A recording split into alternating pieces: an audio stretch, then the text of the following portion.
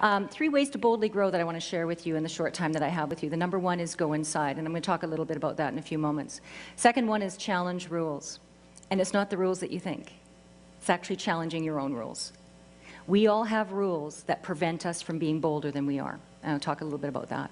And lastly, go global, think global, with or without technology. And every one of us in this room is global by nature of living on the planet at this time. There is no more exciting time to be living than now. One of the things I give gratitude for daily is to be alive on the planet at this time right now. Every one of you in this room is alive on the planet today, right now, and you're here for a purpose. You're here to transform. You're here to guide other audiences through their fear. However, we cannot boldly do that unless we're at our most clear, fine, healed, strong selves. So, after we went to the retreat in Italy, Reg and I, and by the way, it was a spiritual retreat that's based on body work and also spiritual, I guess the word is evolving or enlightenment or getting to a place of clarity. And we did that together. It was amazing. And we were there with 50 people on a little island called Formica. And every day we would get up and we would meditate and do some body work, meditate again and do some more body work, and then hang with people. And the people on the island are actually, the people who housed us were prison inmates, young offenders who had been sent to the island to serve spiritual communities who held their events there. It was a very powerful experience. And then in the summertime, Reg, my husband, said, I'd really like to go and really deepen our meditation practice. Let's go to Deepak Chopra's Synchrodestiny. And that was earth-shattering.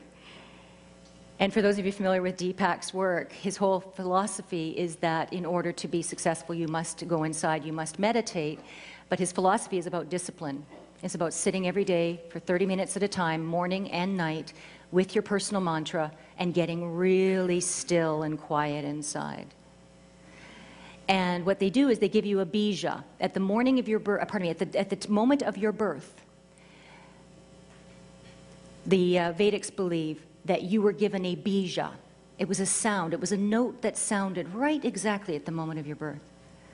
And everyone has their own individual bija. And you're given your bija by a primordial sound meditation master in a room, and then you're off to go and use it for the rest of the retreat. So I went into the room with my master, and I'm sitting there, and she started to, and by the way, it's very private. You can't share it. It's yours. It's not to be. It's a private thing. And she starts to say mine, and I start to giggle. I can't stop giggling because she's saying it, and I'm like, oh, really? Like, seriously? Like I'm giggling, and she's starting to giggle with me. She's actually, so we're both having this giggling moment as she's telling me my bija. And then finally, she makes me breathe with it and integrate it, and then they send you off. And I need to share with you, they send you off into the room, and there's about 100 people at that event, and you're supposed to meditate and practice with your bija for 20 minutes. I had a panic attack.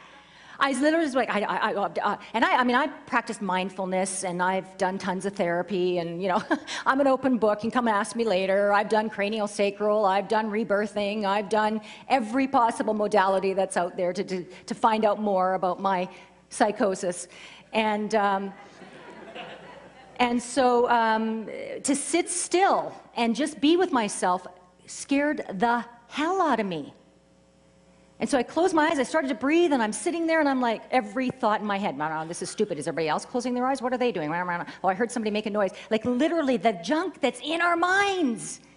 Now take a CAPS convention and multiply what is going through our minds every microsecond. But I got to tell you, since going still, we went to this, I have been practicing 30 minutes in the morning, 30 minutes at night, religiously. And I can honestly tell you that the event was called Synchrodestiny. And I can honestly tell you that from June till today, things have happened that I couldn't I couldn't even have fathomed, I couldn't have written it down as a business plan, I couldn't have written it down as a goal, I could not have planned for it to manifest the way it has. One thing that is manifested as Deepak's office is actually in talks with Reg and I right now about working together, about bringing some of Deepak's work to the corporate market. When you go inside, there are 3 questions you want to ask yourself. And these are the fundamental questions of life. Who am I? What do I want? How can I serve? Now, here's what I found about these questions. As you ask them and as you evolve, the answers change. So when you first say to yourself, who am I? The literal brain goes to, I'm Cheryl Cran, I'm a mother, I'm a wife, I'm a speaker, I live in Vancouver, all those things that make us the physical being. But as you go deeper and as you meditate, you realize that who I am is all that is. All that is me. The universe is within me, I am within the universe. You are me, I am you. That becomes the answer. And what happens is this really strong inner calm that just goes, whoa, who the heck have I been trying to impress? Who am I? What do I want? And I would bet if I pulled this room, we all want peace, love, joy, abundance.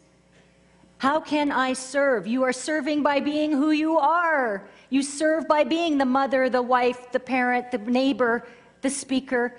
Speaker is one part of our identity, but here's what happens, and this is why we're all, not we're all, pardon, let me change that. This is why some of us, or a lot of us, get frightened, because part of our identity has been threatened by the economy in the last few years.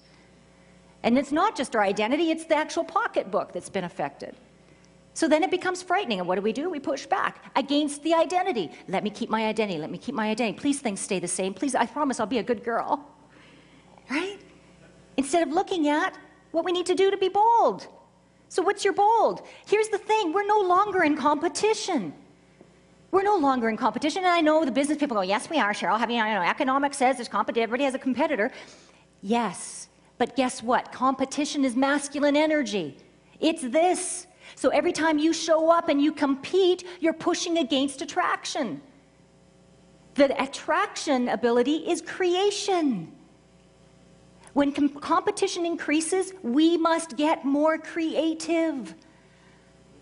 And many of us get frightened of that because it means we got to work. We've got to shift, we've got to change, we've got to grow, we've got to get creative. We've heard all through the last convention of this convention, diversify. Well, diversify means more than just creating new business opportunities. It means diversifying. What other things do you want to do? What other parts of your identity is it time to explore?